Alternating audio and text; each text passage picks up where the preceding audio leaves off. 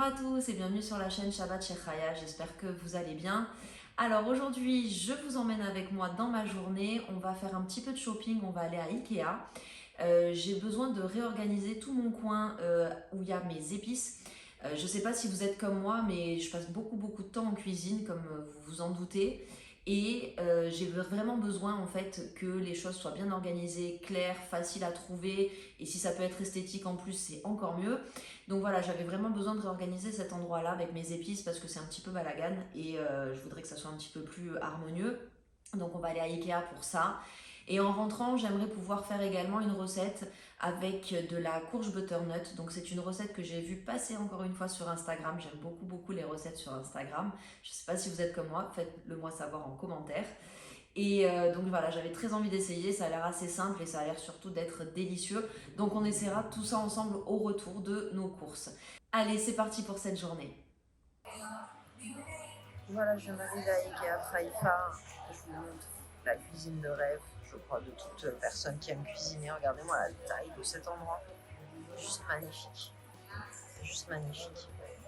Je rêverais d'une cuisine comme ça, mais il faut avoir une maison de combien de mètres carrés? 500 mètres carrés, non? Bon, après, il y a du plus raisonnable par là-bas. On va aller faire un tour.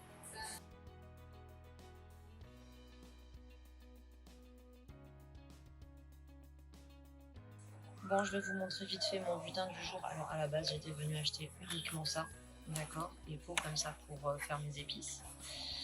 Et bon, il s'avère que quand on va à Ikea, on trouve toujours plein de trucs qui nous intéressent. Donc, j'ai acheté en fait des récipients, des tupperwares en fait, mais en verre, parce que j'en ai vraiment marre du plastique. Je suis obligée de garder certains en plastique parce que pour mon fils et mon mari qui transportent leurs repas. Mais voilà, pour tout ce qui doit rester à la maison, j'ai pris des récipients en plastique un peu de toute taille. J'ai pris des serviettes, je crois qu'on n'a pas la possibilité de venir à Ikea sans acheter des serviettes en papier. Et j'ai acheté des waffles pour les enfants, elles sont vraiment très bonnes celles-ci. Et quoi d'autre? Oui, et voilà. Et des petits bouilloires comme ça. Ça coûte 3 fois rien, ça coûte 2 shekels. Autant vous dire que c'est vraiment pas grand chose. J'en ai pris 5 et j'ai pris du coup des petites bougies chauffe-plat grises pour mettre dedans. Voilà. Bon, petite pause repas dans ma folle journée. Je suis à Burger Ranch, je me suis pris un petit menu. Je vais manger vite fait et je continue la journée. Désolée les enfants si vous regardez la vidéo. Oui, j'ai mangé un hamburger sans vous. Bon, voilà, je fais un petit arrêt dans un supermarché parce que j'ai toujours des courses à faire. Et en fait, je ne sors pas tous les jours puisque je travaille de la maison. Donc, quand je sors, j'essaye vraiment de regrouper tous les endroits où je dois aller. Donc là, je vais prendre quelques fruits, quelques légumes pour la semaine. Là, je vois qu'il y a des fraises qui sont absolument magnifiques. Donc, j'en connais une à la maison, en l'occurrence ma fille, qui va se régaler, elle adore ça. Voilà, on est de retour à la maison. Il y a toute la vaisselle que j'ai achetée derrière, que j'ai passée au mikvé avant de rentrer justement. Et là, je vais tout mettre au lave-vaisselle pour que tout soit propre. Et comme ça, après, je pourrai ranger dans toutes mes épices, dans les petits pots notamment. Et pour tout ce qui est récipient en verre, il va falloir que je leur trouve une place aussi parce qu'ils n'ont pas spécialement de place prévue dans la cuisine et que ma cuisine n'est pas immense. Mais c'est pas grave, ça va faire partie de mes challenges. Et par la suite, on va faire la recette dont je vous ai parlé en début de vidéo qui concerne la courge butternut.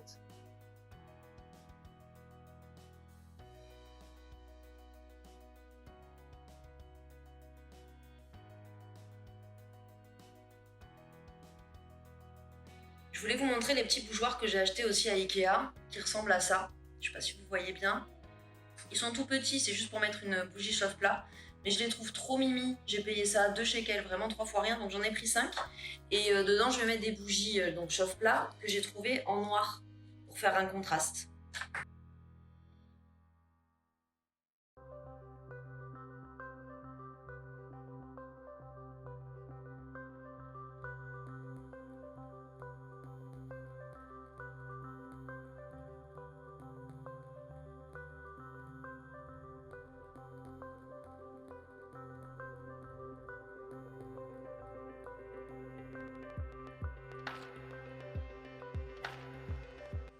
Bon, j'espère que l'image sera bonne parce qu'il fait vraiment sombre et je pense que j'ai un vrai contre-jour, mais bon, on verra ça au montage, vous inquiétez pas, tout ira bien. Alors on va faire la recette de la courge butternut. En fait, c'est pas compliqué comme recette, hein. Vraiment c'est hyper simple. Comme je vous ai dit, je l'ai trouvée sur Insta et j'ai eu envie de la refaire, donc c'est la première fois que je la fais et je la fais avec vous. Donc en fait, il faut l'éplucher, la couper en deux, enlever les graines, et ensuite la couper en fines lamelles, mais vous savez, sans la découper en entier. Enfin, vous allez mieux comprendre dans le processus en fait. Et ensuite, on la badigeonne avec des épices, du miel, de l'huile d'olive, etc. Et on met au four, ça fait une espèce de butternut rôti. Et par-dessus, on mettra de la feta à la fin. Donc, je vais vous donner d'ores et déjà tous les ingrédients que vous pouvez retrouver dans la description de la vidéo. Donc, allez voir s'il vous manque quelque chose. Donc, il nous faut de l'huile d'olive, du miel, du poivre, du sel, du thym et du paprika. Et pour la fin, de la feta. Voilà, en gros, ce qu'il faut. Je me suis fait un petit café parce que j'ai vraiment besoin de reprendre quelques forces. Je suis épuisée de cette journée. Épuisée mais satisfaite. Donc, première chose que je vais faire, je vais essayer d'éplucher la butternut. Je dis bien essayer parce que je suis pas sûre d'y arriver avec ça. Non, ça va être très très complexe.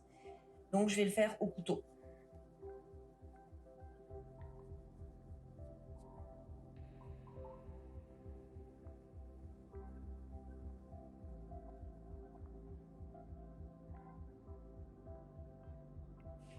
Voilà, mission réussie pour l'épluchage de la butternut. Franchement, je pense que c'est la partie la plus compliquée de toute la recette. C'est un petit peu galère.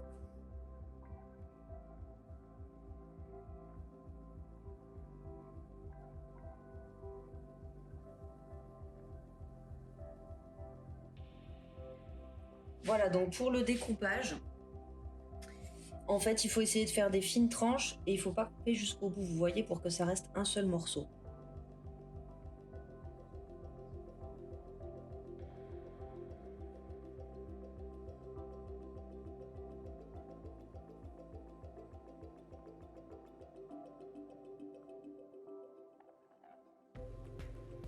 Alors, on va préparer la petite marinade. Donc, on a dit, il nous faut de l'huile d'olive et du miel. Déjà, ça, c'est la base. La marinade, il nous faut la mettre donc avant cuisson et à la sortie aussi du four. Il faudra rebadigeonner. Donc, au niveau des quantités, là, je vais voir, je vais faire une certaine quantité. Et puis, si j'en ai plus pour la sortie du four, j'en referai. Donc là, j'ai mis 2 cuillères à soupe d'huile d'olive. Je vais mettre 1 cuillère à soupe de miel. Ensuite, je vais mettre un peu de chacune des épices. Donc là, j'ai un petit peu de poivre. Voilà. Du sel, du moulin.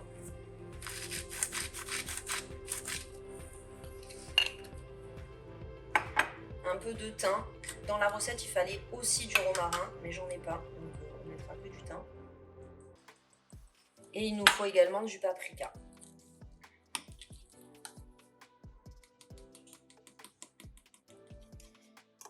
Voilà, bon, comme le miel, il avait du mal à se ramollir, je l'ai passé un tout petit peu au micro-ondes. J'ai mis 15 secondes au micro-ondes pour qu'il puisse voilà, être plus liquide et que la marinade soit homogène. Donc là, en fait, on a fini la recette quasiment. On va badigeonner en fait nos butternuts et mettre au four.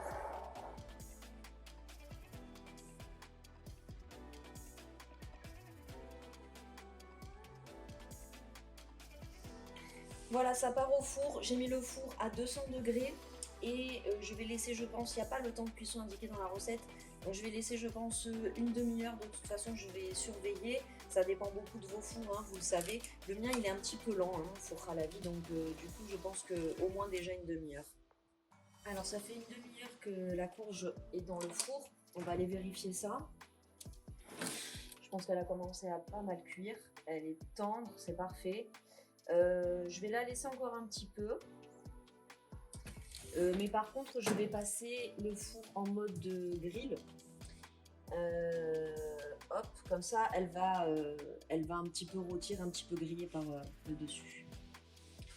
Voilà, donc la butternut sort du four après donc 30 minutes de cuisson à 200 degrés et 10 dernières minutes en fonction grill. Donc là, j'ai refait de la marinade, exactement la même quantité qu'au début. Donc je vais remettre ça sur la courge. Elle est encore chaude, hein, elle sort tout juste du four.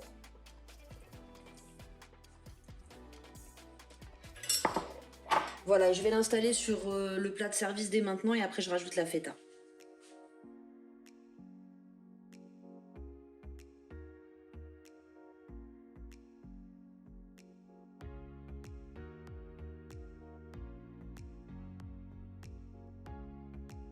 Alors voilà ce que je dois arranger. Comme vous voyez, j'ai des petites étagères en fait pour poser toutes mes épices, mais c'est pas très harmonieux, c'est pas très esthétique parce qu'il y a un peu toutes les couleurs, toutes les formes, toutes les tailles.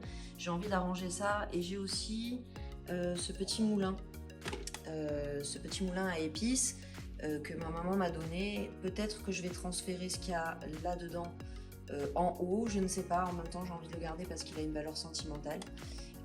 Donc je vais voir. En tout cas, c'est cette partie-là dont on va s'occuper. Donc je vous montre le avant et ensuite on pourra admirer le après. Alors voilà les amis, là on va s'occuper donc de tout ce qui est épices. J'ai donc mis tous mes petits pots à laver, ils sont tout propres, je les ai bien essuyés pour qu'ils soient absolument pas humides. Pareil pour les petits couvercles. Et j'ai sorti toutes les épices que je voudrais ranger dedans. Entre-temps, je suis allée prendre une douche, c'est pour ça que là, je suis en pyjama, tout confortable et tout tranquillou. Voilà, je me suis équipée, j'ai pris ça, je sais plus comment ça s'appelle, un entonnoir, au cas où j'aurais besoin pour pouvoir mettre à l'intérieur. Et c'est parti.